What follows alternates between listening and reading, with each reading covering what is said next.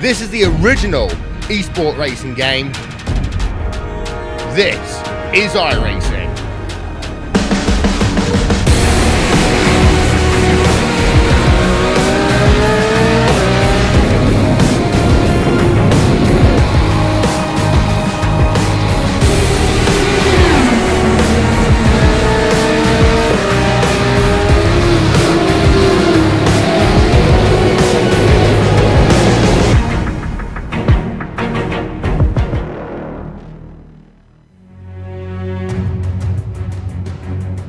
Adelaide or Melbourne. Normally when Formula 1 heads down under, the drivers find themselves up against the challenge of a street circuit.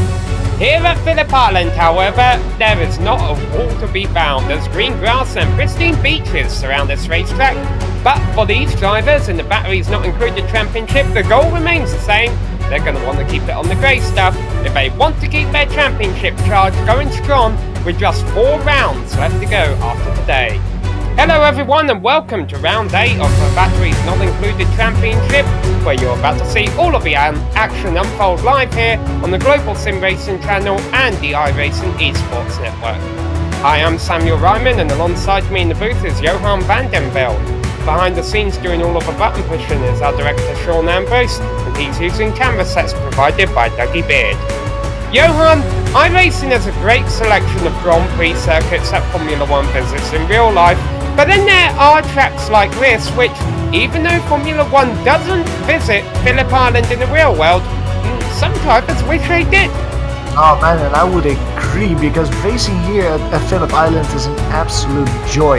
This track is located just off the southern coast near Melbourne and has a long history with motorsport. It started all the way back in 1928. And during the decennia, racing at Phillip Island was halted multiple times because of war, financial problems, required maintenance. The point of the thing is that racing always came back here. The current 4.4 kilometer track stems from 1988 and is used for basically any motorsport category you can think of. Motorcycle races, sports car, touring car, open wheelers. And even though the open wheel car that we race with today didn't actually visit Phillip Island, I feel like driving here is an absolute blast. Especially corners like Doon Corner, the Southern Loop and the final turn utilize the downforce of the Formula 1 cars in such an extreme way, allowing you to fly through them at really rapid speeds. Overtaking here around Phillip Island will be difficult, however, and I expect that will mostly happen going into Honda Corner, so look for cars getting a good run out of the Southern Loop to set themselves up for an overtaking maneuver. Now, qualifying is almost getting underway, but before we head out and see where things stand on the board, let's take the viewers for a lap first in the FW31 Williams Formula 1 car for a lap around Phillip Island.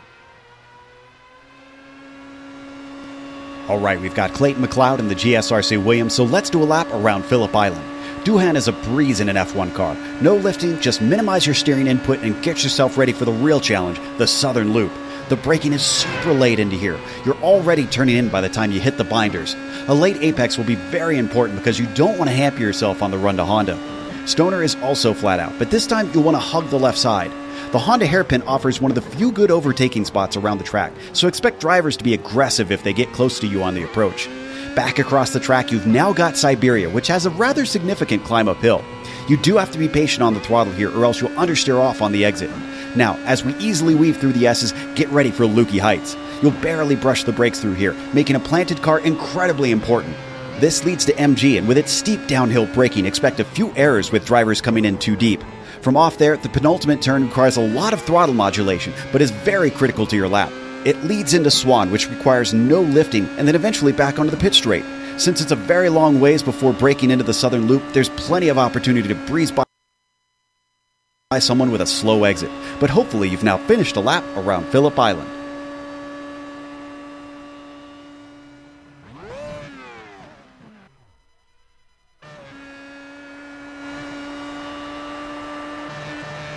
Another great hot lap there from the GSRC archives. We have a lot of them: oval racing, open wheel, stock car, road course racing.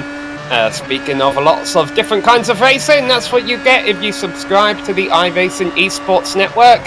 We're thankful they are putting on this show for us today. We've definitely got an interesting race up against us once again here, Johan, as we're entering the closing stages of the championship. Yeah, let's quickly see what it's all about here at Phillip Island. We already mentioned it. This is round 8 of the 12-round championship. In the batteries not included championship. Now, as you can see, there's 4 watermarks. You'll see it soon in the points. That means that the 4 worst results of each driver will be removed from the championship contention. So 4 drop weeks this season. The race length here in Australia is 45 laps, and the drivers will use open setups. That means that they can tweak it just to their liking to really conquer this circuit in Australia. They will do this with a 67% fuel tank, which means that they have to come in once to make a pit stop. There's no incident cap, so they can, well, get incident points, but they cannot abuse it. The admins will keep an eye on that, and the points are official iRacing points. So they will take a look at the strength of field, take a look at the amount of drivers here, and base the points on that. With the SOF of 2600 here at Phillip Island, I think that the victor will get something around 130-140 points for winning the race here. Yeah, not bad strength of field, and a reason why it's not too bad is we have a few of the big names here. Who are the big names? Well, let's take a look at our championship standings. As we mentioned, we're getting towards crunch time in the championship. And there you see, once we take 3 out of the 4 drop weeks into effect, Mark Usher would be leading the points, even though on raw points he doesn't have a whole lot of every round counted because he hasn't been at every round. However, he is not here today. So let's just discount Mark Usher for right now. He's not going to be a factor in today's race. Let's have a look at the drivers behind him. Well, Thomas Ziegler and Clayton McLeod have gotten their way up to the top through consistency. Ziegler has yet to take a win all season long. McLeod has, but it came a very long time ago, and he's going to want to pick it back up a little bit if he wants to take that top spot away from Ziegler. Top spot, of course, assuming the fact that Usher loses out a bit by not being here today. Floris Bisha, he was very fast towards the start of the season. However, unfortunately, we haven't seen a lot from him recently. And there at the bottom, keep an eye on Scott Newton. He has had a win this year. He is one of the drivers definitely to keep an eye on today. See if he could get victory number 2. And one name who's not appearing on this chart right now, but who may in the coming weeks if he puts on another good performance today, would be Neil Andrews. But first, for all those drivers, McLeod, Ziegler, Andrews, Newton and others, if they want to have a good start to this race, they're going to want to set in a good qualifying time. Right now, Thomas Ziegler sitting on provisional pole. Yeah, he is the first one that put in a real qualifying lap of 1:7.4. Now, Thomas Ziegler, we saw him sitting P2 in the championship standings with the drop weeks calculated. I have to say, Sam, that if I have to put my name down for a driver for the win, I am gonna put it on this Dietz driver, because he was quickest in practice, and also this first qualifying lap that he puts out there, it's only 0.4 of a second slower than his quickest practice time. Thomas really seems to have the pace here to maybe get a victory at Phillip Island. However, he's been bumped from the top spot now by Clayton McLeod, who goes about 1/10 of a second quicker. No, still haven't seen a fast time from Newton or Andrews yet. Andrews just had a spin, but here's Newton out there on the hot lap, working his way out of Siberia down the back straight, which isn't really that straight at all. No, absolutely not. Coming here for Lukey Heights, very difficult braking point here on the track, going through the very acute turn 10, swinging, giving it up the corner, swinging it around turn 11, and then getting as much speed as you can, full throttle here through turn 12 on the start-finish straight. Now let's see what Scott Newton does. Scott Newton actually tracks out quite a bit in that corner. That's something that I haven't seen a lot of drivers do. Some of them actually stay very close to the pit wall, and that's maybe why Scott Newton only puts in a 1:7.9. This is 0.7 of a second slower than his time in practice, and with that time he's only sitting in P3. He would have been able to pick up a bit of a slipstream there down the front straight from Edward Rissy Jr. Didn't look like they held each other up too much. Clayton McLeod goes faster. We must mention, Johan, that that there are some new names here today as well that could mix things up at the front. Yeah, absolutely. One of the drivers that I haven't seen before. Now you have to correct me if he has already been here early in the season, but Vinod Moodley, he's currently driving out the pits. He is one of the new drivers. He set in a 1.9.1 so far, 1.8.5 in practice. Vinod, you can see him here coming out of the pits. That's one of the drivers that we'll be keeping an eye on for sure today. If we follow him basically where he was standing in practice, he will basically drive just outside of the top 5, so fighting for a top 5 position. It's going to be interesting to see where he ends up. Another driver that is new is Alexi Heinonen. He hasn't set a time yet so far. He's still sitting in the pits in qualifying. That's also one of the new drivers. And well, let's see where he ends up in qualifying. In practice, he managed to put in a 1.9.9. It was a little bit further down the field, but like you say, Sam, several new drivers to spice it up here in Phillip Island. Yeah, one of them just got bumped out of the top 3. That's James McKee. He had been sitting in the provisional podium on the front row of the grid, but now he's been bumped back to 4th place behind Thomas Ziegler. Scott Newton and McKee are all sitting on 107.4s in 2nd, 3rd and 4th respectively. Clayton McLeod still the driver to beat with just a little over 4 minutes left to go in qualifying. Ziegler's coming around the last couple of corners now for, well, basically the start of his 2nd stint. We already did this out lap, so this will be one of the laps that counts. And you can see Thomas Ziegler coming over the start-finish line now. Setting a lap time, that's a 1.7.0, so that is the DX driver going to the top of the field. Thomas Ziegler putting himself in professional pole, 1/10 quicker than Clayton McLeod. Meanwhile, the driver in 3rd place, Scott Newton, just coming down the front straight. I believe he came out of a pits this lap, so setting up for a hot lap. Maybe we could ride on board the number 9 car, see what he can do.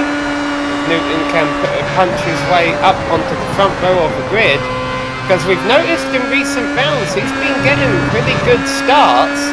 So if he qualifies towards the front, he could definitely be a contender for the leader of a race coming out of the southern loop.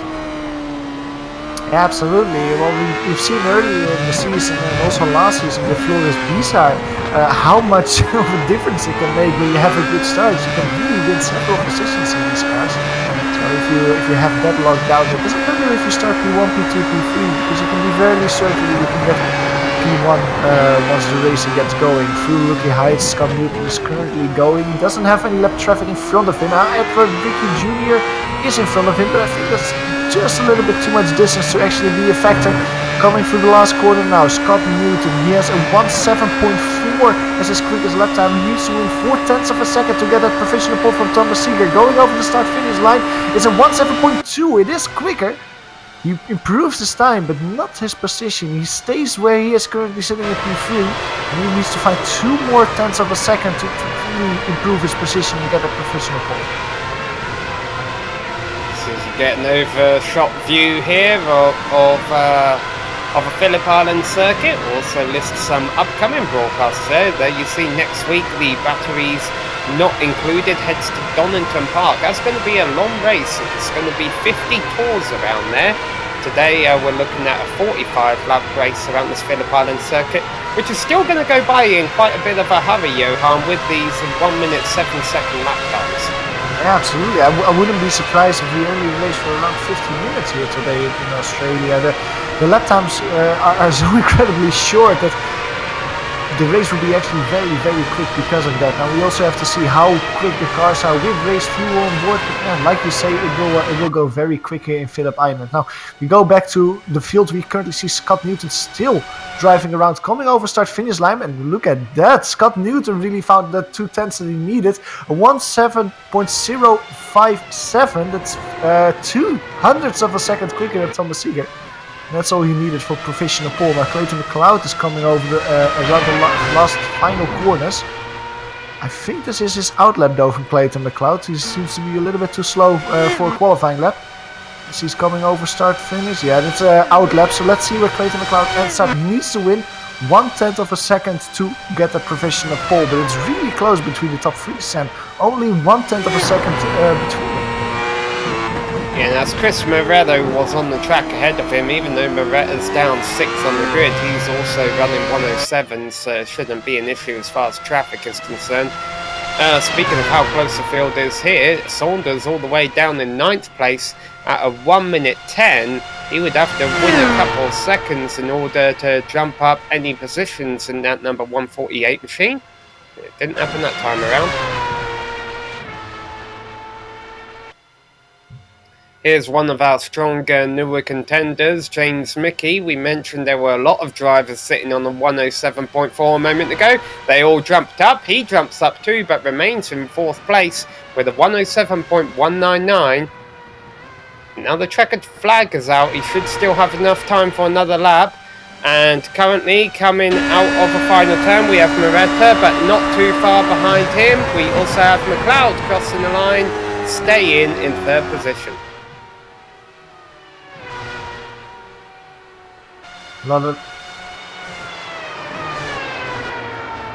Let's look at Andrew Saunders. He's one of the last drivers on a timed lap coming through turn 10 now.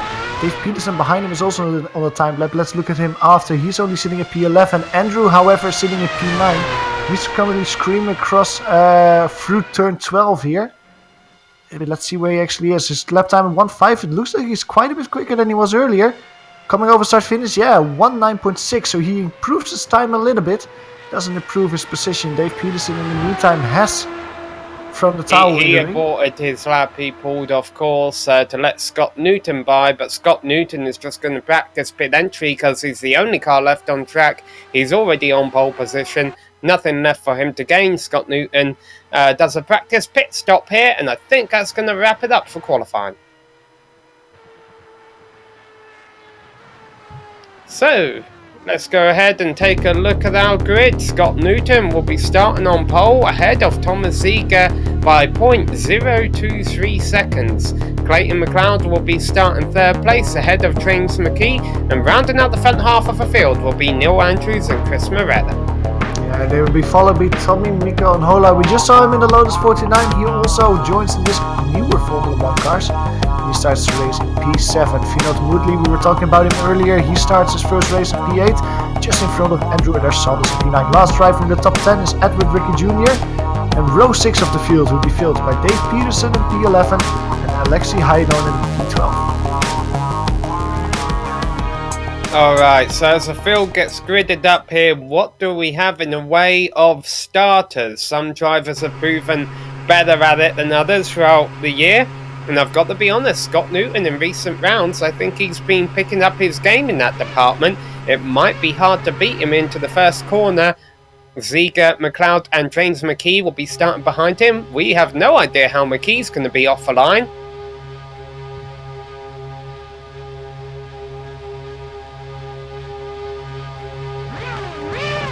Down under in Australia, it's quite windy here near the beach. It's actually helping keep the track cool a little bit. Not exceptionally high track temperatures. Could affect these drivers through the first couple of turns. They might have difficulty getting these tyres up to temperature, especially as a lot of our field just sitting on the grid right now waiting for one more car to get gridded up before we can go racing for 45 laps here at Phillip Island. Scott Newton will have the inside line into the first corner. Thomas Ziegler will be starting on the outside. And the lights off and away they go. And it's a great launch by Newton and a horrible launch by Ziegler. He's going to get eaten up alive for 2nd place before they ever get to the first corner. Scott Newton has a track to himself. Side by side still, James McKee now on the outside of Thomas Ziegler through Southern Loop. Thomas Ziegler backs out of that one, so it's McKee that's winning the position. Behind them, Tommy Nhola being put under pressure by Andrews. And a horrible start. Very close. We also see move Chris Moretta taking a look on the inside of Thomas Ziegler, who's dropping down. Thomas Ziegler defends that, immediately sends it on the inside of James McKee. Cannot find a way past. Going through Siberia now. He is on the outside. And he won't be able to get by there, and he isn't able to get by there. Oh, that's on Hola. Yeah, but he had a moment behind him, but recovered. Yeah, he had some contact with New and Andrews. Luckily for them, I don't think any of them are damaged though. So they can both continue. It's stretching out a little bit though in the top 5. All drivers single file at this point of the race. We also see Edward Ricky Jr. sitting in the pits. He was one of the drivers that didn't get away. He actually was standing still and stalled on the grid. Let's see if he actually comes up later in the race. But as it stands, all single file is the complete lap 1 here at Phillip Island.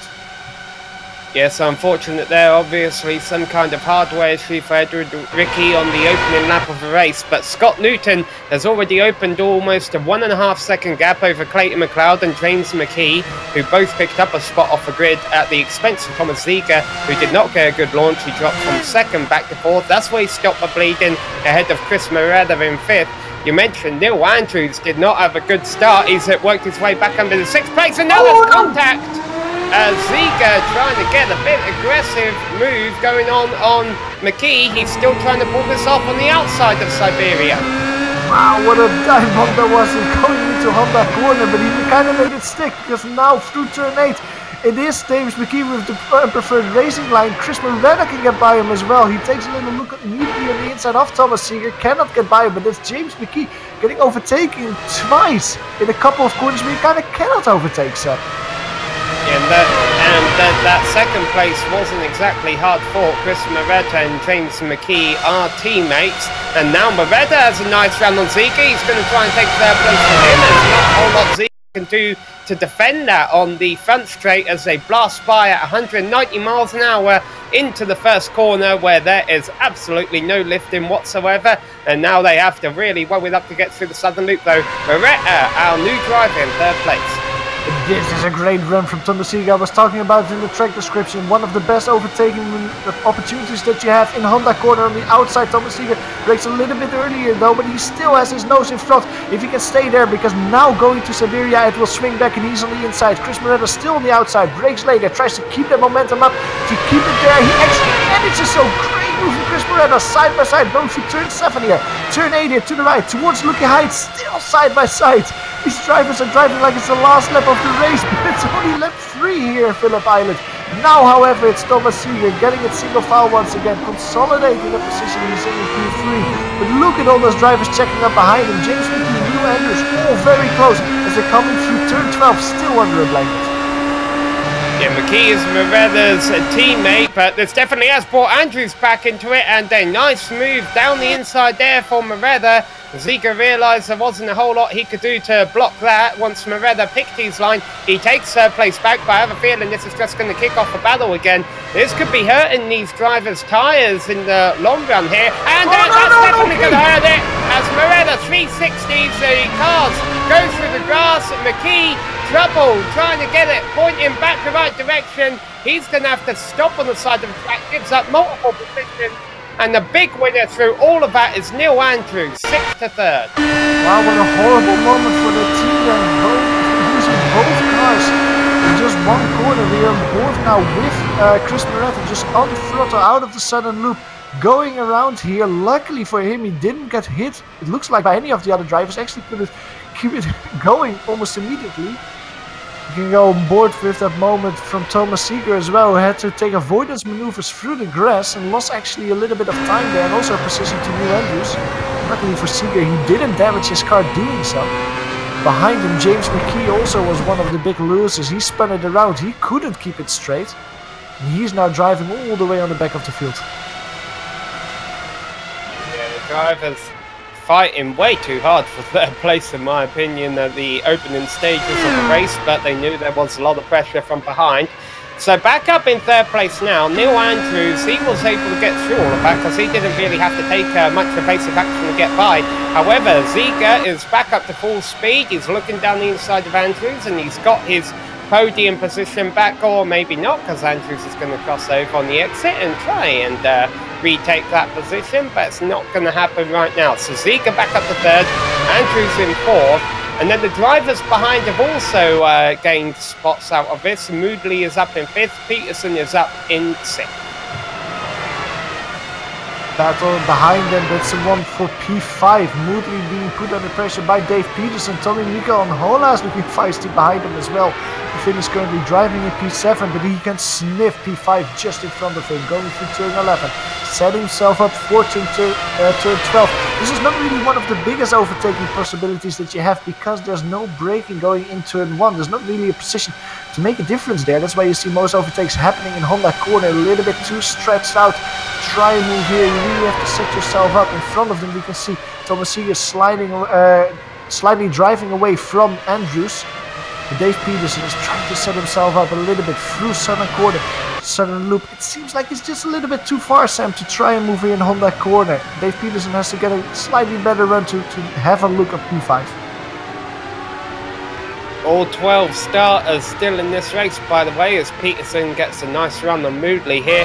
And what we need to make note of there is that Edward Ritchie Jr. did join the race, but he's a couple laps down in 12th position. Everyone else, of course, still running okay, because despite that scare we saw a few minutes ago, everyone was able to avoid it without contact. And boy, very close racing there as Unhola goes down the inside and Peterson almost loses it. And that's going to cost Peterson 2 spots as Chris Morella goes by and up into 7th.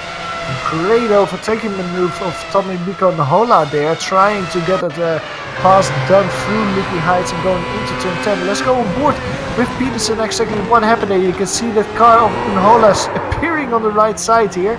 Just on throttle, a little bit too happy trying to recover that position, slightly spinning it around. Luckily for him, he kept it reasonably in a straight line. So he only loses 1 position. He's currently driving a P8. Meanwhile, up front, Scott Newton continues to lead this race, but not by a whole lot over Clayton McLeod. Newton really got a great launch off of a line, and he has been helped out substantially by all this scrapping going on behind him. However, even though Newton built up over a 1 second lead on the opening lap, he has not been able to make that gap any more than 2 seconds at any point during the race. Clayton McLeod definitely keeping him honest in the early stages.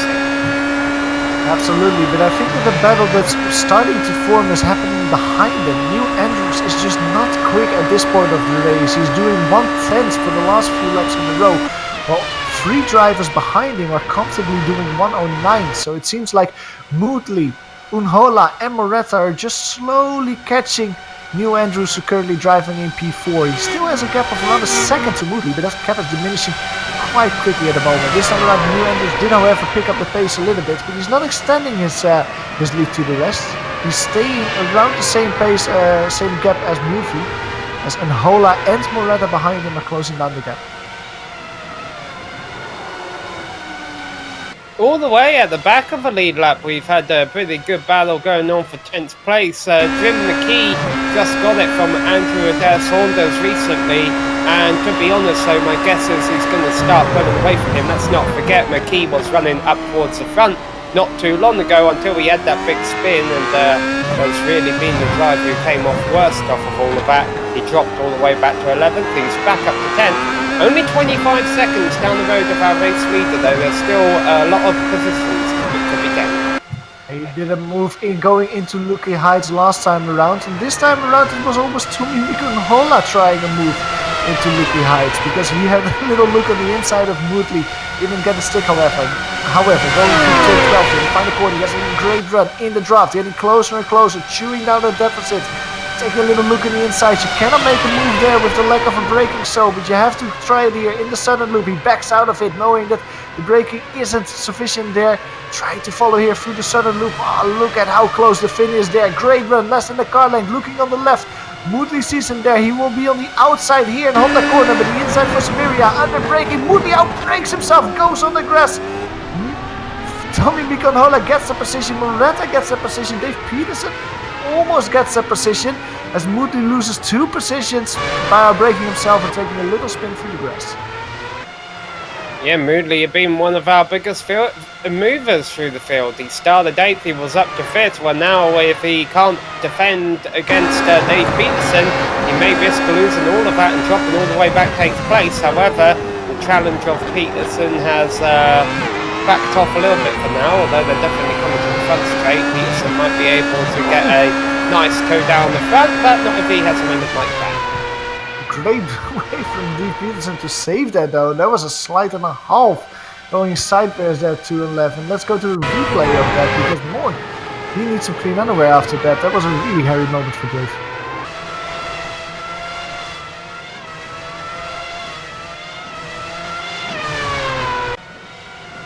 He's still behind Phillip Moodley. I think that Dave Peterson just has to consolidate a little bit. He's driving in no man's land. Looking around the field, most of the gaps between the drivers have stretched out a bit, except the battle for P4. I was talking about it earlier. New Andrews is being reeled in by Unhola, who's now having clear air in front of him. Chris Moretta, who's also looking very feisty after that little trip through the grass he had earlier. Definitely could be a battle brewing in the upcoming laps. It's still a little ways away from pit strategy becoming a factor. However, something that could happen, particularly given the amount of slides we've seen in the first half of the race, is some drivers could start to suffer from tyre wear a lot more than their competitors, because there are drivers such as Neil Andrews. We keep talking about how he's in 4th place getting charged down. But I don't really think I've seen a mistake out of him yet, or a hard-fought fight, and I wonder if that's actually going to help his tyres in the long run here. Very quick lap, we could see it flash on top of the screen last time around from Thomas Seeger. He put in the quickest lap time of the race, the first driver doing a 1:07. It's almost a second slower than he was in qualifying.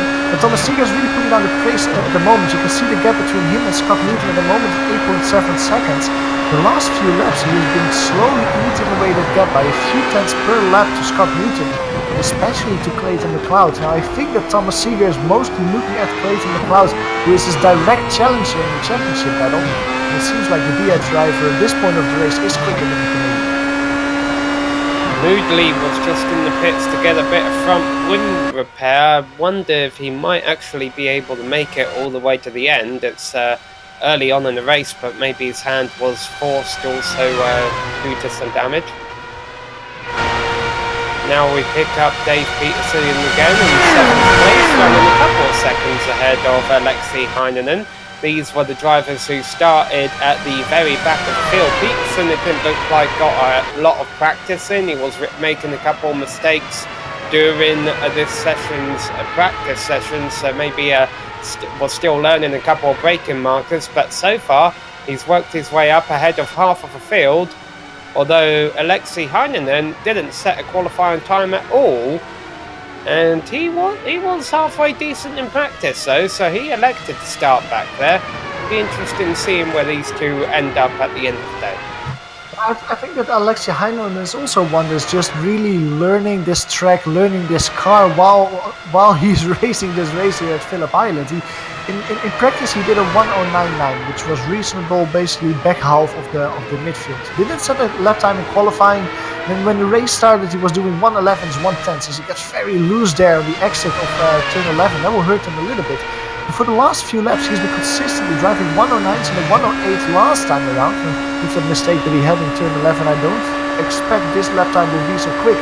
But it seems like Alexei Heinonen is just trying to learn the car, finding more and more pace and just really improving and working his way through the grid there. Even with the mistake, however, he only did a 1:09.5, so still a very quick lap time from the thing.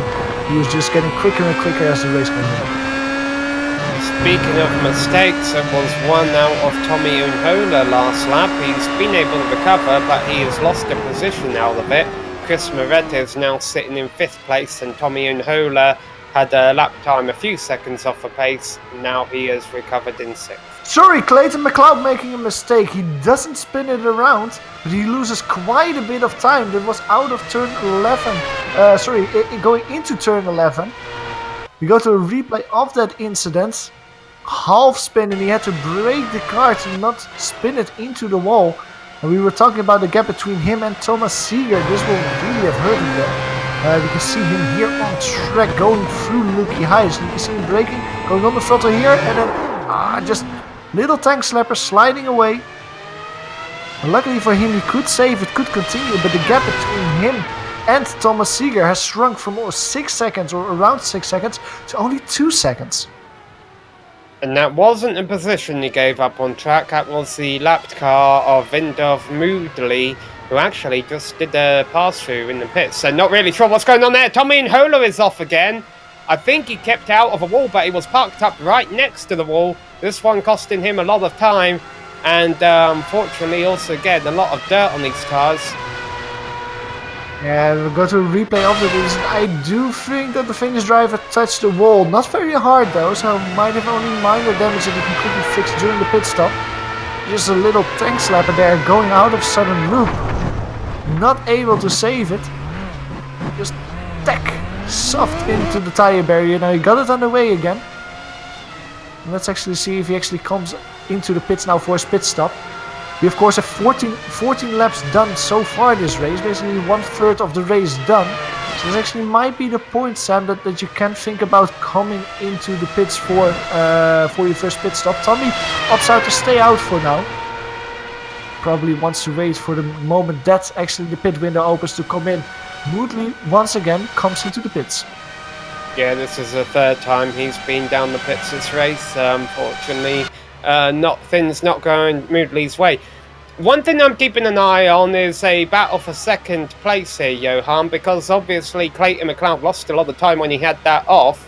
But Thomas Ziegler, last lap, even though they both had a clean lap last time around, was able to eat up almost another second into that gap. So Thomas Ziegler could be thinking about second place on track. And let's not forget that these are two of our big names in the championship hunt. Absolutely. I think that the driver here that comes out on top between McLeod and Seeger is the one that leads the championship going out of Australia. So this is a really important battle that we see getting closer and closer. Coming over start finish this time around, the gap between them is only 0.8 of a second. Seeger doing an 8.2, McLeod doing an 8.8. So that's 6 tenths gained in the advantage for the DH driver. And at the same time, Scott Newton is a 1:08.1, so he's slightly going away from this battle. So we see Edward Rickey there in the grass on the outside, letting them by. Thomas Seeger is really reeling in the Canadian at this moment, Sam. I wouldn't be surprised to see a very hard-fought battle for the lead of the championship heating up. Of course, the average speed around this track is so fast that it might be difficult for Ziegler when he catches up to Clayton McLeod to be able to drive in his aero wake.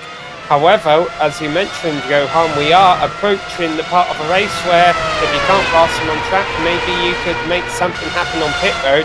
Obviously, this is a great passing opportunity when they get out onto the front straight. The key is trying to stick your front wing right up under the gearbox of the car in front going through the final couple of corners. Yeah, but what you say about the aero wake, you're 100% right. That's really going to be a factor, especially if both drivers are basically getting everything out of this Williams Formula 1 car as they can.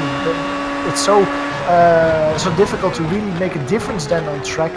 It's going to be very difficult to drive very close. I think that this is one of the closest that this battle has been, however. Just a few car lengths that was. With Thomas Seeger and Clayton McLeod taking different driving lines through Honda corner. A little bit of traffic in front of them as well. Phillip Moodley once again after his pit stops. He's currently driving 2 laps down the order. He might be a factor in this battle as they're going through Lookie Heights. Braking here for turn 10. Going through turn 11, turn 12. This is not where you want to have a car right in front of you as Clayton McLeod actually spins it around.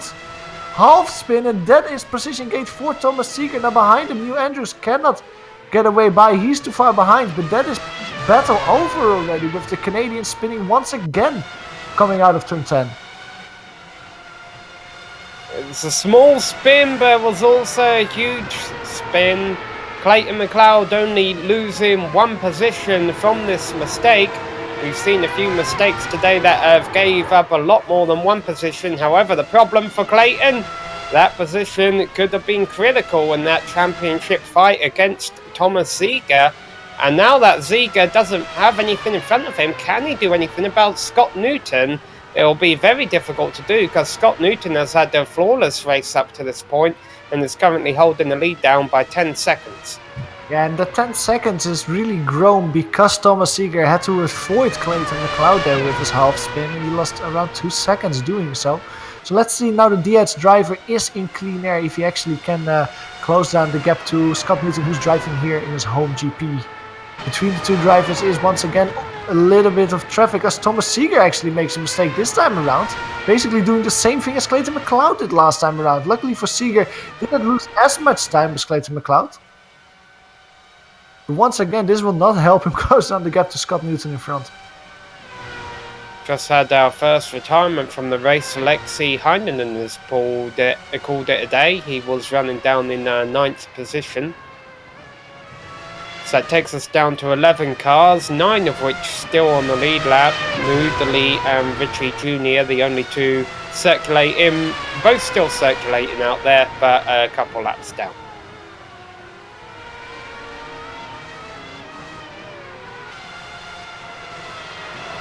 So Scott Newton, he's been very fast throughout the season. He's also been a little bit mistake prone. Fortunately, haven't seen any of those out of him today. Even if he did at this point, he might be able to recover, still have the lead. He's approaching the halfway point of this race, and we should not count him out of a championship hunt. There's still several rounds to go.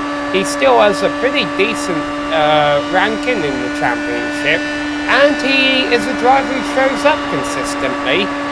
So if Ziga or McLeod run into difficulties today or in future rounds, definitely keep your eye on the driver of this 9 I think one of the greatest strengths of Scott Newton is his qualifying pace. Every race that he has started this season, Scott Newton managed to start from the front row, and you can see that also in his results. Of course, he had 2 races where he scored slightly worse, in Montreal and in Mosport, where he only finished P8, but the rest of the races he just can consistently finish on podium positions, and that's mostly because of his great qualifying pace that he can also translate going into the race. And you can see the gap now between him and Thomas Seeger. It just increased to 13 seconds. It also almost means that Scott Newton at this point can just really consolidate, maybe even slow down his pace a little bit, knowing that doesn't matter if I lose half a second per lap, I'm still gonna finish in front of the rest. He's really dominating this race and also controlling it out front. Oh, and Dave Peterson has spun from 6th position. That's cost him 2 spots now. He drops back to 8th. He was being pressured a little bit from behind by James McKee, who's trying to work his way back up through the field after his earlier mistake. And yeah, just a spin off through the grass, and actually a bit of a wall there for Peterson. Luckily for Peterson, it is lap 21 at the moment, so if he actually has some damage and he feels a lack of downforce compared to before, he can come in and take his pit stop, change that nose and then get going again. Actually lost him quite a bit of time. Looking where James Key is currently, that lost him at least 20 seconds I think, or around 20 seconds. Dave Peterson currently the last car on the lead lap in P8. Yeah, Andrew Adair Saunders is now a lap down in 9th position. As our leaders quickly approach the halfway point of this one, Newton leading by 13 seconds over Ziga. And by the way, the pressure isn't completely off for Ziga yet. If he, has a couple of bad laps, Clayton McLeod hasn't dropped too far back of him. And McLeod's got to keep an eye out on Neil Andrews as well, who's just a few seconds down the road behind him. Andrews only a few seconds ahead of Moretta. Moretta only a few seconds ahead of McKee. And then there is a bit of a jump back to Unhola and Peterson rounding out the lead lap cars. I'm also really curious to see when do the drivers actually come in for the pit stops. We've seen it basically the whole season long that when this car is almost running dry, then you can put in blistering laps at the end of your first stint. So if, for example, Clayton McLeod can drive a little bit longer on the tank that he has left than Thomas Seeger, I wouldn't be surprised to actually see this position switched once they both have had their pit stop. So let's keep an eye out for when these cars make their pit stop, because there actually might be a little bit of pace hiding behind a slightly bigger fuel tank at the moment. And as we keep mentioning now, championship contenders running in 2nd and 3rd, let's not forget the point that we made right at the top of the show, which this isn't a bad strength of field for these guys. About 2,600. There's a lot of big points on the line, and the fact that Ziga's sitting handily in 2nd place right now could be worth something in the championship. And it looks like we've got the first of our leaders coming in as Chris Moretta brings it in from 5th position. Yeah, he's coming through the field now. I will imagine that Chris Moretta will fall back to around P8 behind Dave Peterson. Of course, Chris will get these positions back once he gets going again and everyone has made his pit stop. He was around 5 seconds behind Neil Andrews, around 5 seconds in front of James McKee. He's currently standing up the jacks, getting some new tires, getting refuel and getting going again. Let's actually see where he comes out. Where's Dave Peterson? Oh, Dave Peterson actually came in for his pit stop as well. So Chris Moretta coming out, resuming the race in P7. This probably means that the pit window is really open now. Dave Peterson, we saw him having that little spin, maybe some front wing damage. Coming in for his pit stop now. He gets going again as well. He actually is 1 lap down at this point of the race. Actually gets overtaken by Andrew Adair Sanders. So Dave Peterson has to resume the race in P9. Now Thomas Ziegler coming in from 2nd place. He'll be happy to get off those tyres after that trip through the grass earlier when things went south coming out of a southern loop. And this is what I meant earlier with not wanting to take a pit stop too early. You don't want to show that you have an empty fuel tank to start a race with. And if the competitors like Clayton McLeod or maybe even Neil Andrews can put in some quick lap times, Thomas Seeger might have to fight his way through the field again once they come in for the pit stop. I don't think there really seems to be consensus to this race as to whether they're using the short pit exit or the long pit exit. I've seen some drivers doing it one way, other drivers doing it the other way. As into the pits comes our race leader, Scott Newton. Shouldn't be any reason to be under pressure here. Dave Peterson spinning it around in turn 10, Moodley having to take avoidant maneuvers to avoid him. Scott Newton is getting ready for his pit stop. Dave Peterson gets it going again, but on cold new tires, just looping it around. Basically in the same place where we saw Clayton McLeod do it early in the race. Let's go back to watching what exactly happened there. We go on board with Moodley. We had a great front row seat to what happened with Dave Peterson here through turn 10, just losing it in the middle of the corner. Having to take a little trip through the grass to avoid him, and luckily for all drivers they can continue. But this hurts Dave Peterson, losing a little bit of time in his battle with Andrew Sanders. So our new race leader is Clayton McLeod. Obviously he has yet to pit, as we see McKee making a pit stop there. But this is what we used to see McLeod do back in his championship winning days and race winning days, and who knows, we could be seeing another championship come to him in about 4 more weeks' time. Is that he's been good at going long during the first stint of the race, so maybe not necessarily setting the world on fire at the start of a race, but having the race come back towards him in the second half. And we saw this demonstrated brilliantly last week by Neil Andrews, who almost won, almost beat Usher using that strategy. But obviously, I think the race win is a little bit too far out of a question for McLeod today, because Newton has just had complete control of his field. But if McLeod can set some pretty quick times right now with the lighter fuel load and with no traffic, could he get second place back from Thomas Seeger? Good thing for him is, well, I wanted to say Tommy Miko and Hola is gonna hold up Thomas Seeger a little bit. At the moment I was saying that the Finnish driver comes in for his pit stop, so that's actually good news for Thomas Seeger, who otherwise had to find a way past on Hola to have some clear air in front of him. Now Thomas Seeger is right behind Scott Newton at 16 seconds of clean air. We kind of have to compare some lap times. Last time around, Clayton McLeod a 1:08.8, Thomas Seeger a 1:08.8. There was counted around 700ths of a second between the two drivers in the advantage of Thomas Seeger. It's not a lot between them. It really would almost depend then, Sam, on how long Clayton McLeod has to be stationary and how long the refueling will take. Well, also, I mean, even if he doesn't make any inroads currently on Thomas Seeger, Clayton McLeod might be able to do something at the end of a race after he's made his pit stop with really fresh tyres on the last few laps. Absolutely. But I wouldn't, oh man, that's a really good point. But at the same time, I'm also keeping an eye on Neil Andrews behind him, because New for the last few laps has just been, well, basically the same pace as Clayton McLeod, slightly quicker and slightly closing down the gap. And if New Andrews can find a little bit of extra pace that he seems to be having at the moment, seems to be gaining at the moment, and Clayton McLeod is as close as Thomas Seeger as he was early in the race, I think that these three drivers, McLeod, Andrews and Seeger, will determine who will finish P2, P3 and P4. And behind them, in 5th place and 6th place, are the teammates who had a scary moment earlier. James McKee and Chris Morella. It's taken them a little while to work their way back up through the field and get back towards the show up front. However, that's where they sit right now. Unfortunately, I think it's going to have to take a little bit more fortune ahead of them for those two to get up any higher than 5th, as we got action in the pits. Yeah, there's a Canadian coming in for his pit stop, Clayton McLeod. He's getting stationary. Oh, he misses his pit stall! Ooh, that is very, very costly for Clayton McLeod because he was only 2 seconds in front of New Andrews. And that mistake by overshooting his pit stall will for sure cost him 2 seconds. So he really needs to pick up the pace as he chooses the short pit exit there.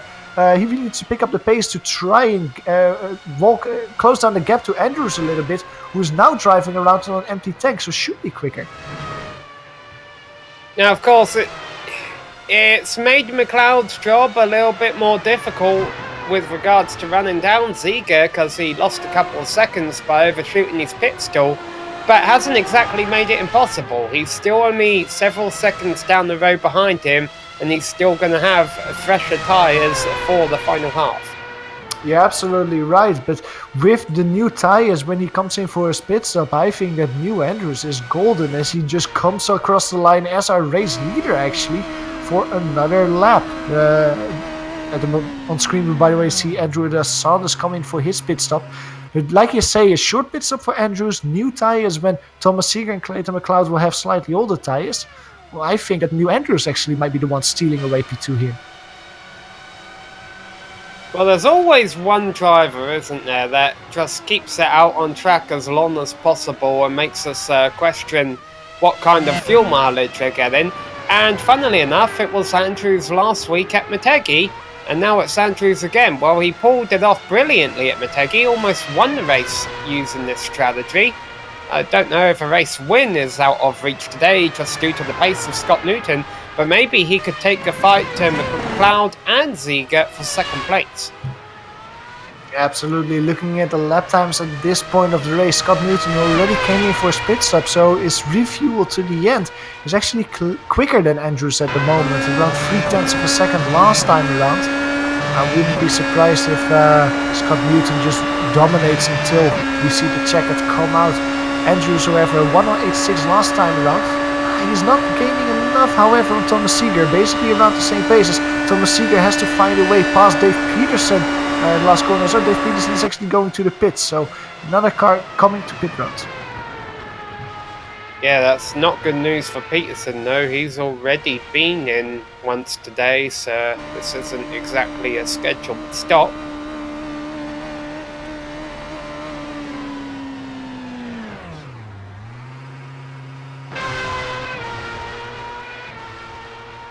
I think for the next few laps, we're about to start playing the game, Johan, of saying, oh, Andrews has got to be coming in now. He surely can't have any more fuel on board, and he's just going to stay out for about 10 more laps to prove us wrong.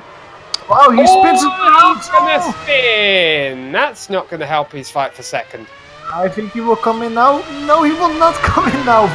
I was thinking he will come in to change the slightly heat up tires by having that half spin, but he is just determined to continue with that low fuel tank. A 1:11 last time around. That will hurt him for sure. That kind of equalizes immediately that mistake that Clayton McLeod made in the pits. The gap between Scott Newton and Andrews has shrunk immediately to only 4 seconds. And with the pace that Scott Newton had earlier, I wouldn't be surprised to see Scott Newton on the rear of Andrews very soon. Yeah, Andrews lost 3 seconds with that slide. As you mentioned, he ran a 1:11. He had been running 1:08. The gap he had over Scott Newton was 7 seconds. It's now down to 4 seconds. And Scott Newton shouldn't exactly feel like he's in a hurry to get by him. He's got 16 seconds of clean air between himself and the driver who will most likely inherit second place now, Thomas Ziege.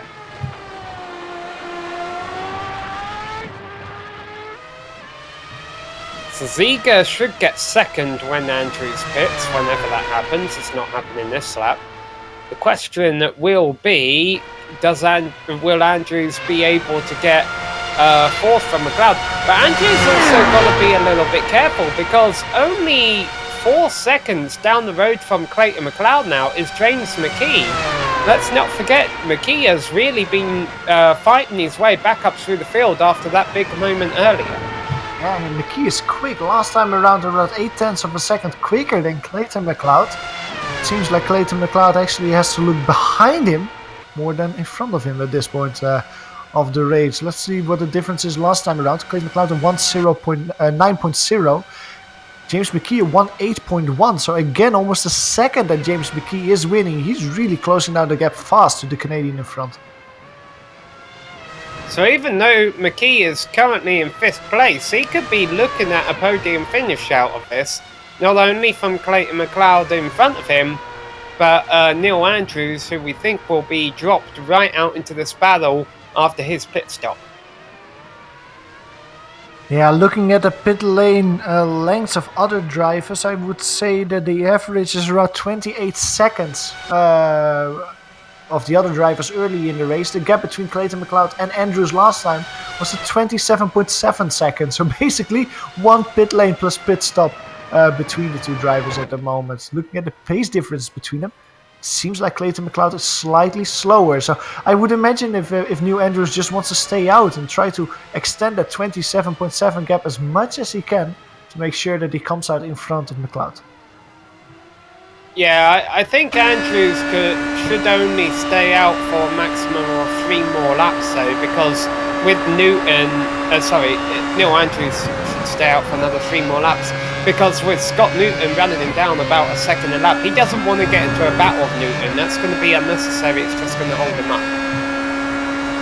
Absolutely. If for the off chance Scott Newton suddenly gains 3 seconds this lap and is right on the still, Andrews gets a very ugly wiggle there through turn 11, almost loses it once again.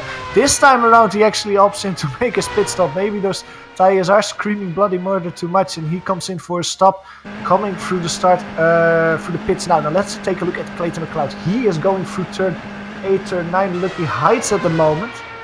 Braking for turn 10. Neil Andrews is still driving through the pit lane. He's getting stationary now.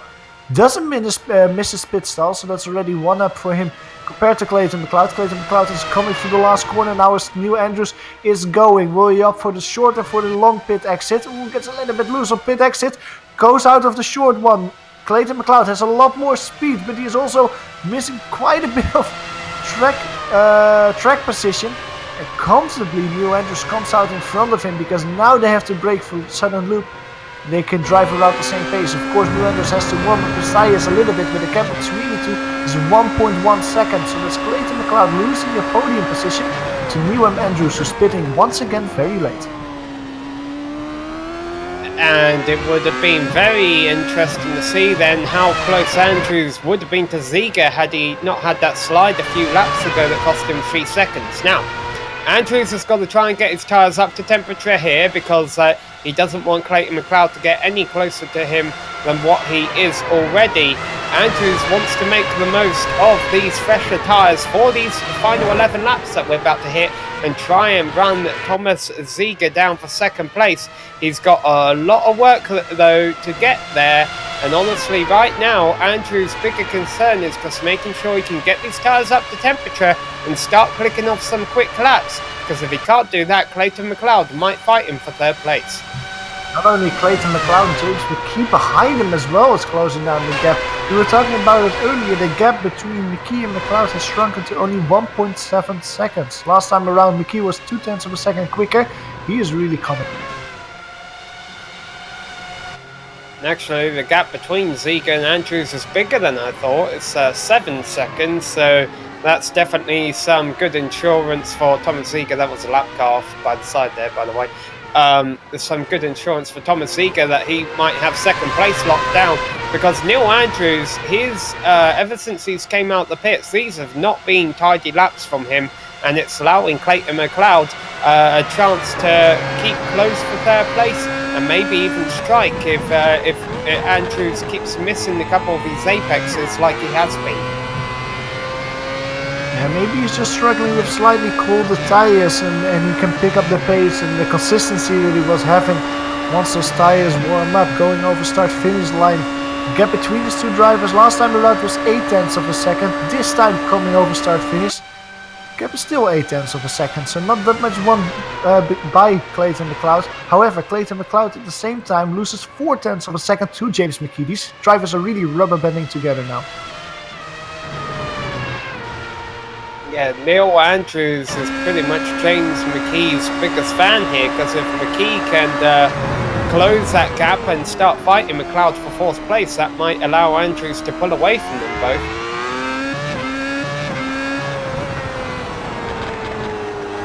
Kudos to the field, even though it's only 12 cars strong, we're entering the closing stages of a race with over half of our starters still on the lead lap. Which was pretty impressive considering this is a short lap around this circuit.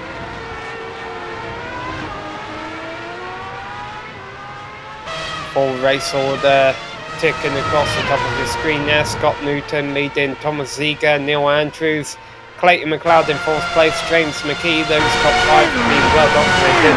Behind them, the last 2 cars on the lead lap are Chris Moretta and Tommy Mikael-Unhola. It's interesting to see that not a lot of track positions actually happened in the race. 7 of the 12 drivers are currently driving where they started the race. The biggest mover, however, is Andrews, getting 2 positions, going from P5 to P3, overtaking Clayton McLeod and James McKee in the process. Chris Moretta behind him, he of course is a teammate of James McKee. He doesn't really have the speed that his teammate has, and he's just slowly losing distance to Andrews and McLeod. The gap between them already is 13 seconds.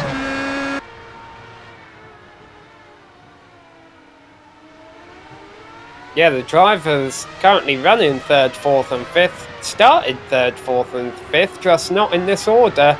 Well, they'll have a chance to grab some of those positions back.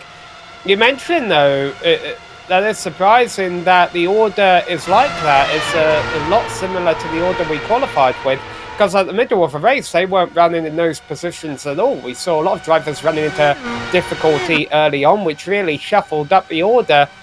But we have seen some impressive recovery drives today, especially from James McKee. It'll be interesting seeing if he can finish any higher than 5th. Yeah, it's really that. Basically, every driver has made a little mistake at some point during the race, and this all shuffles out to, well, basically how we started the race. I think one of the drivers that didn't have any mistakes is Scott Newton, though. He's really dominating. The gap between him and Thomas Ziegler is grown to around 20 seconds now.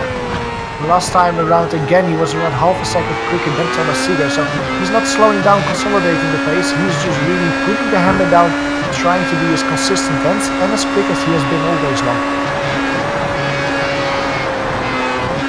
Scott Newton just clicked another lap off the board, so that there's only 7 laps left to go for him now. He'll be in a hurry to get this one under his belt. It's going to be a great day for him in the championship, also getting another win added to his tally.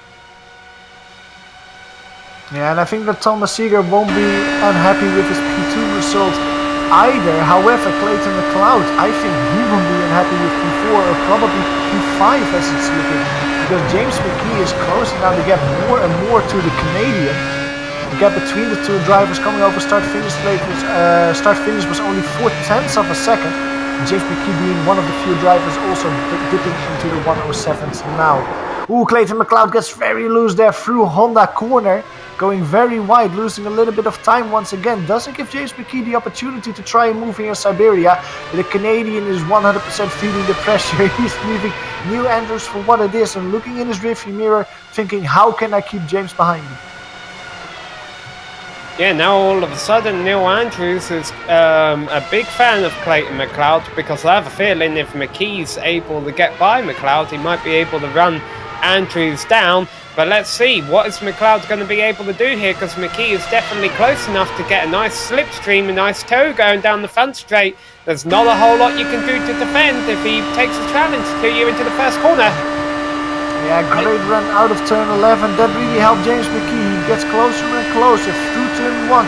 No braking here, full throttle. Little bit of error, pushing us very wide. Going to sudden loop, gap increases slightly a bit. Different driving lines. James McKee keeps it very tucked in. Actually loops it around, hits the little ditch there. That might actually damage his underfloor at the same time. Just losing control of his car in the aero wake of Clayton McLeod. We've seen it before in the race as well with James and his teammate. And luckily for James, he can continue. Yeah, and luckily for James, his teammate Chris Morella is so far behind, he'll be able to hold on to 5th place, but 3rd or 4th is out of the question for him now, as we get a replay of exactly what happened there from James McKee. Yeah, James McKee just spun it around another time, and now it seems like he's stuck in the ditch. Doing a 3-point turn, getting his tires lit up to try and get it away again. He's really struggling. These cars, of course, have an incredible amount of horsepower. 740 horsepower. Oh, he has to reverse over that ditch. And he's stuck, it seems like, Sam. Yeah, that's not a good parking spot right there. He's going to struggle to get that one down. He's already lost 5th place to his teammate Chris Morella, 6th place to Tommy Nhola, and unfortunately I don't see McKee being able to recover from that position. He's really perched it up on the curb there. Poor James McKee having to end his race there on the exit of Siberia after spinning twice in a few corners. But that also kind of ends that battle for P4 between Clayton McLeod and James McKee. The gap between Clayton McLeod and Chris Moretta is around 20 seconds, so Clayton is safe from him. However, Clayton now has the opportunity to look forward again. The gap between him and Andrews has grown a little bit, to around 1.5 seconds. Let's see if Clayton McLeod, without the pressure of a car behind him, can close down the gap to the person in front.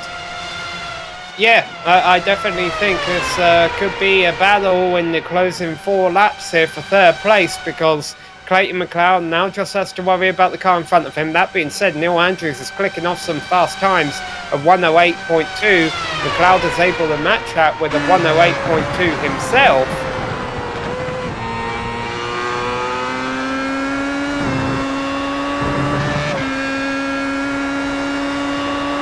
So, entering the closing moments of round 8 of 12 of a Batteries Not Included Championship.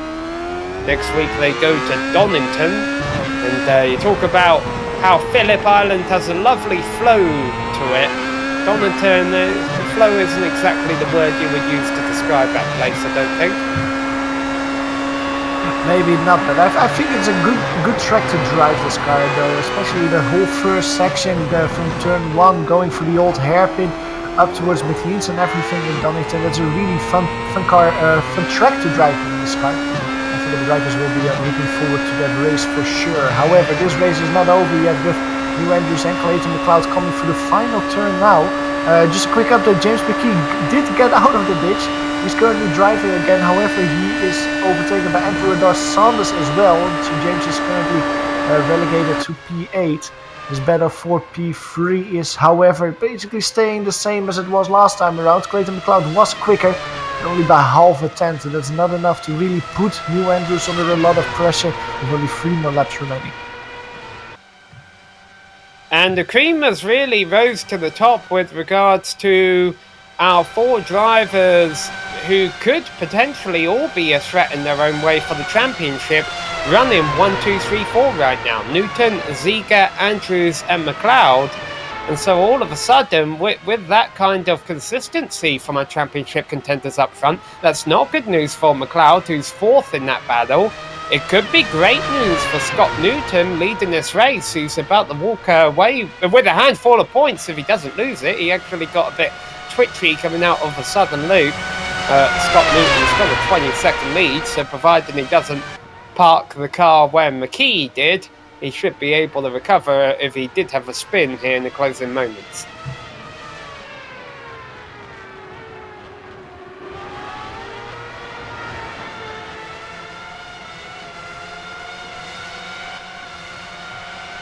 Just 1.5 laps left to go for Newton, separating him from what should be his second win of the season. His first came at Suzuka. He seems to be quite good at these flyaway races. He got a podium finish at Motegi just last week, and now he is 1 lap away from getting back to the top step of a podium. The battle for P3 in the meantime between Andrews and McLeod really isn't heating up at the moment. It seems like Andrews is just driving away. He has found enough speed to keep Clayton McLeod behind him. Last time around he actually was 1/10 of a second quicker. It seems like Clayton McLeod just has to set up for P4 and that will hurt him quite a bit in the championship standings. If I calculated correctly, Thomas Seeger, without winning a race so far this season, will grab the lead in the championship. Definitely going to be a good day for Thomas Seeger, but shaping out to be a great day for Scott Newton. He hasn't had a completely incident-free season. He's ran into mistakes in a few rounds throughout the championship.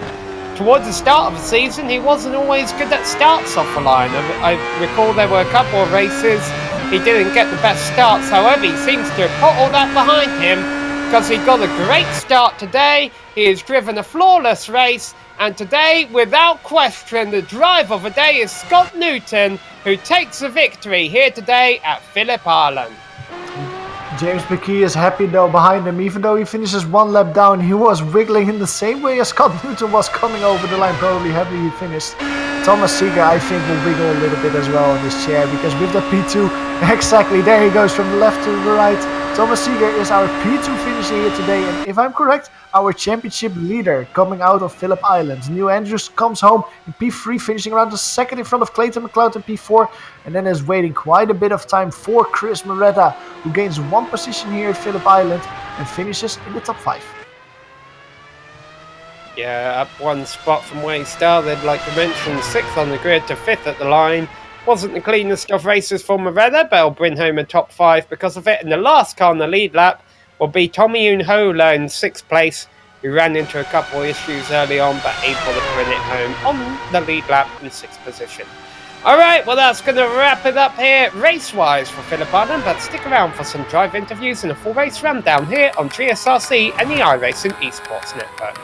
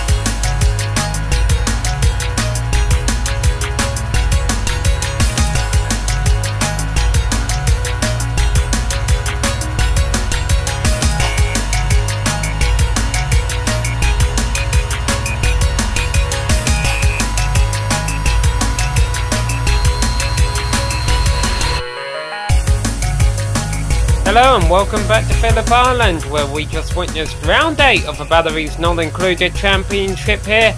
Probably a critical race with regards to the championship fight, with 4 of our big names competing for the title, finishing in the top 4 positions. Scott Newton, Thomas Ziegler, Neil Andrews and Clayton McLeod respectively.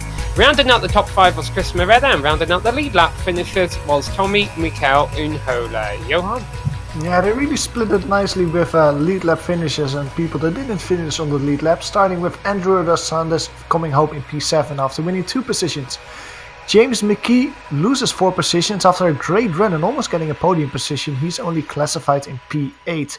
Vinod Moodley, we saw him making several pit stops during the race. He comes home in P9. And then Edward Ricky Jr. is the last driver in the top 10 with 2 retirees today. Dave Peterson classified in P11 and Alexi Heinonen in P12.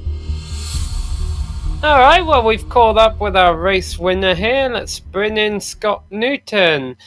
Scott, you had a great start. I didn't really see a mistake out of you all race. It's got to be one of your most best drives of the season, and it paid off with a victory.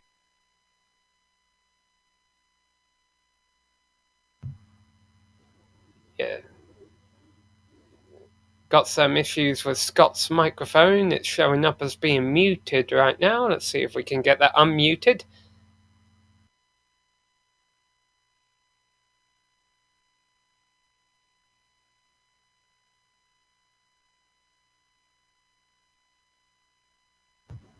Alright, so having some difficulty there with Scott's interview. Let's see if we have a bit more luck with Edward. Edward, you got a copy? Yeah, I got a copy.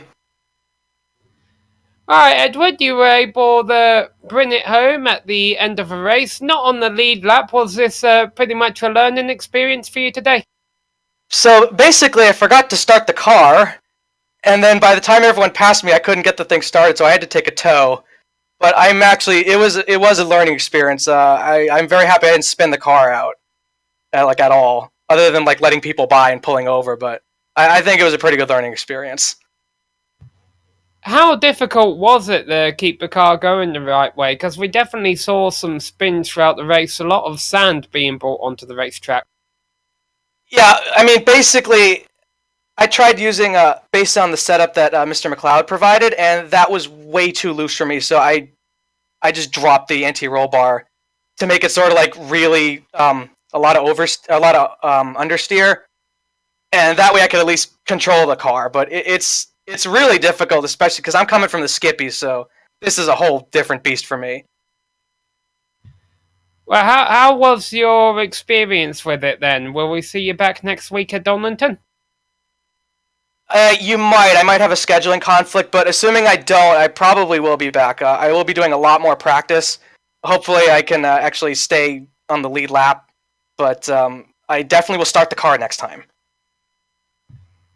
It's always step one, isn't it? I used to work at a go-kart track. We had some races, I'd wave a green flag and I realised, oh, I forgot to turn their go-kart on. So, happens to all of us. Alright, well, thanks for coming to talk to us, Edward, and we look forward to seeing you back hopefully next week at Donington. Alright, thanks, appreciate it. Alright, Johan, you want to try and get Scott here again? Yeah, Scott Newton, welcome to the booth. That seemed like a dominant and easy win. You led from start to finish, basically. You must really feel good here at Phillip Island. Yeah, hey, Johan. To be honest, it certainly wasn't easy. I knew that in qualifying, the heat was turned up massively, and I was so lucky to get the pole position. It was only by a few hundredths of a second, but I knew that starting on the front row was going to be critical for this race. And thankfully I was able to do that. But yeah, managed to get a solid start and managed to at least hold 2 seconds gap for at least the first 5 or 6 laps before Clayton had a little issue, and then it was certainly not plain sailing from there, because I know that Thomas Ziegler was very, very quick this week, and I knew that I had to stay consistent throughout the whole race, and I was able to turn it up to that level, thankfully. You brought it home in the end. Now, one thing that I noticed with regards to your qualifying, you say that it was very important to start on the front row here. You are really good in qualifying. If I'm correct, every race that you started this season, you have actually started on the front row. Do you think that's one of your biggest skills in this Williams Formula One car, that you're able to get like everything out of the car in qualifying? To be honest, I've just been very, very lucky. To be fair, I know that the skill of the drivers in this league is certainly very, very high, and I've managed to be able to capitalize on my performance, thankfully. And it's also about getting the setup right, and obviously with the season 1 changes for this season, with the dynamic time of day and dynamic sky as well, so getting the timing right as well, with the cloud cover as well, can be pretty pivotal as well. That might be another half a tenth or a tenth in terms of the lap time. So, but also it's just my experience in the car as well. I've driven this car all the way back when this was the A-class official car, so certainly the experience helps. Well, that experience is certainly going to be handy next week, as we're going to the UK and we're going to go to Donington. Do you have any experience driving this car on that track? Do you like it? Is it a good combination for you?